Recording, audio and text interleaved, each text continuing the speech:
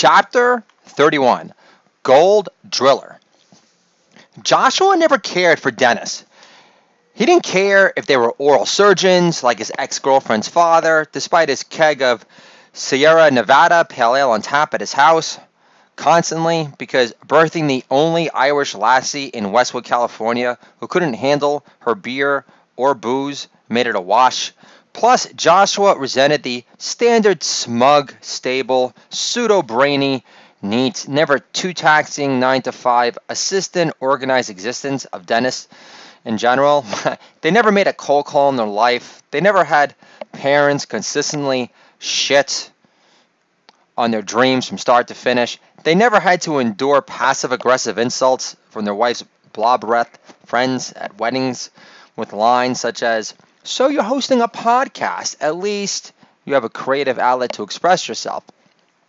At the same time, no Dennis had to bite their lip for the sake of radical civility at their wife's best friend wedding in upstate New York, as the same girl gives you grief for drinking a seltzer at the bar in splendid isolation away from his 3 kids for a change, only to hear, "Feel free to join the party anytime." Boy, did Joshua grow to hate resistor liberal fucking fatties from New Jersey. He'd rather face fuck a trailer girl with no teeth in the backwoods of West Virginia. At least the girl from West Virginia could instruct him in the difference between powder D cocaine to sniff versus crystal meth. There was also a pseudo ex-friend from high school who was part of his Pinko crew from high school, became a dentist in D.C. Joshua was happy for him, but Phil had a streak of funny in him, winning Wittius over Joshua in high school, senior year, compared to Joshua's win for Groovius, an award invented in his honor. But losing out to Phil still pissed him off. But what really pissed Joshua off, besides Phil never being responsible for making Joshua laugh out loud on any consistent basis ever, yet still winning Wittius senior year in high school, was him never taking any creative chances with his life, only to become another fucking dentist. After attending college at Washington University with Joanne and Ari from his senior class, whose carbon copy quotes of what a strange trip it's been on their respective senior yearbook pages failed to project much NPR groupthink originality either. The same dentist once inferring Joshua be more of a behind-the-scenes guy after bumping into him on Metro North, after telling him about his 2-year pursuit into stand-up comedy. Some of Joshua's football playing buds from high school always thought he overreacted to this assertion of Joshua being more of a behind-the-scenes type of guy. This fake news deep dentist could go fuck himself a long time in Joshua's eyes. You score a callback for a Paul Mooney sketch comedy show.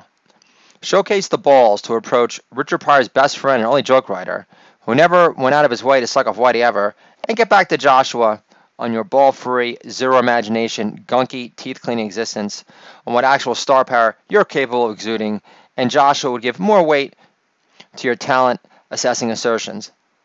Asshole. It's not that Joshua was jealous of the hefty, reliable paychecks Dennis received, or normalized respect their profession engendered. He just hated members of his tribe who were dentists, who acted like his bud, who promised to read his books and review them on Amazon, who never did. Comedians as a whole hate two-faced hypocrisy, like so-called non-violent liberals insisting Antifa wasn't a terrorist organization, deeming them an instrument of good, despite them throwing bags of piss at cops, concrete milkshakes at gay journalists who have a byline for the National Review, or set fire to U.S. military recruitment offices in Berkeley, because big, bad Ben Shapiro is in town to give another boring, grating speech on how to own liberals in a debate, despite him being the least threatening Jew in America next to Chelsea Clinton's neutered hub. Joshua was fed up with East Coast racist calling, elitist conjuring bullshit. Caring was emoting in his honor, and if you made an effort to devalue his potential for gain with your writing the great American Jew novel with "so," you were off the fucking list, meaning off the list of people he gave 2 shits about impressing at the stage of his life. 3 unplanned kids later. Raising his kids all by himself. His grandparents on both sides continue to watch CNN from afar for only finance news. Yeah, and Joshua only watched Real Time with Bill Maher back in the day for his Bible study group. Joshua loved to read the Weird But True books to his kids at night, especially to his 9-year-old daughter Matilda, who took a special interest in them, despite her constantly busting her dad's balls for reading more books of fiction besides The Godfather. Last night, Joshua was reading to Matilda the weird but true fact about how humans start shrinking after 40. But Joshua was now 43, going on 44, and felt like he continued to grow in comedic stature and actual height in real life. Every time he'd see his old buds for a game of stickball, despite them being products of the comfy confines of Westchester County versus the more hardcore, brick-laden surroundings of the boogie-down Bronx, they'd comment, "Joshua, you're enormous."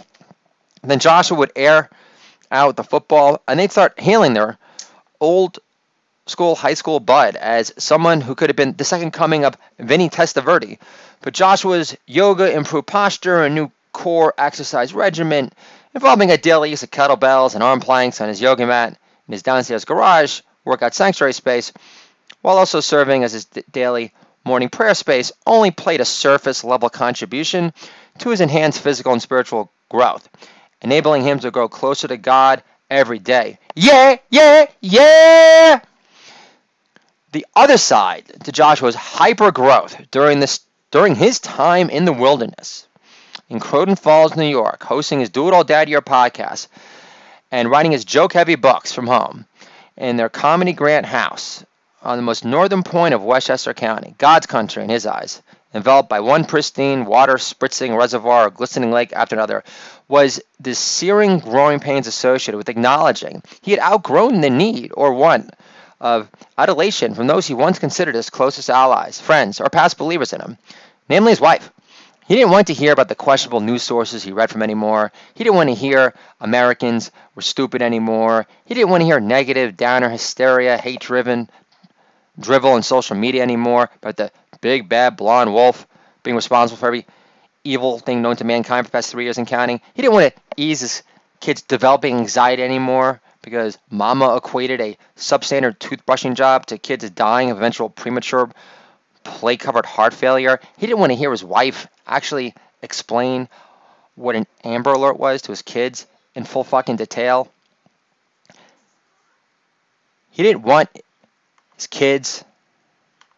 He didn't want his kids to feel like they were in constant competition with their mama's fucking Instagram anymore. He was done acting like he cared to be charming around his mother-in-law whenever he was graced with her presence again, just because she sent her grandchildren another belated birthday card 2 months after the fact, while only using more stamps at the Virgin Mary in the middle of fucking summer. Joshua outgrew the need to give two shits about understanding the nuances of English worshipping football because watching it still bored him to death. Joshua was sick of hearing his English-born and raised father-in-law and how George Washington was nothing but a lucky general, while George Harrison was an underappreciated wordsmith genius despite possessing the riveting personality of Mitt Romney's power-red private equity tie collection. Joshua was tired of pretending his wife was uncomfortable with him teaching Solomon's Song of Songs for his own version of Weekend Hebrew School because of her own non-believer status. Joshua was tired of hearing the line, "I didn't even know I was pregnant," 5 months later, from those joyless, humorless women in die-hard support of third-term abortion. Joshua was tired of putting PETA, NPR, ESPN, the EPA, and Nancy Dentcher Breath Pelosi on any so-called elevated moral pedestal of any kind. Joshua was also tired of drilling for comedy gold with all his funny man, Jewish fighting might, only to have Republicans who live to own liberals deride his edgy, in-your-face, bombastic showman style as mere crazy. Over the rainbow, certainly gone swimming, ramblings. Joshua was tired of pretending his dear New York City wasn't turning into a piss-sprayed, weed-stinking, glamour-stripped shithole fast. Joshua had outgrown the limited, provincial, so-called enlightened New Yorkers adopted or native-born of his past who possessed zero respect for heartfelt patriotism, our troops, cops, or masterful ball-busting and high-level salesmanship done good. Joshua was tired of pretending his mother didn't hate him for serving Lady Laugh and supporting you-know-who despite no clear payday in sight. Joshua was tired of acting like he didn't want to mount the sexy, chesty, older Jewish babe or not with ravenous delight who cared enough to emote in his honor, intent on draining him dry again and again. This slut in a straitjacket needed to break free from his rusty cage in pursuit of toner, sexier, more loving arms fast. But Josh was a family man and couldn't wreck his marriage because the sweaty sex period with his wife was over. Plus, the idea of any male figure raising his kids killed him fast.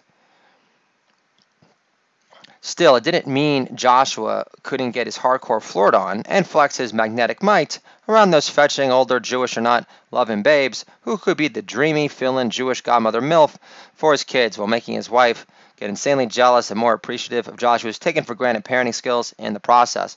But as Joshua always pounded into his kids' craniums, money equals freedom, and it was time to get this do-it-all-dad hero food truck on the road to Kansas City for the World Series of Barbecue Championship to test market their star kosher smoked brisket, plant-based Cheese Whiz hero. But first, Joshua needed to solidify his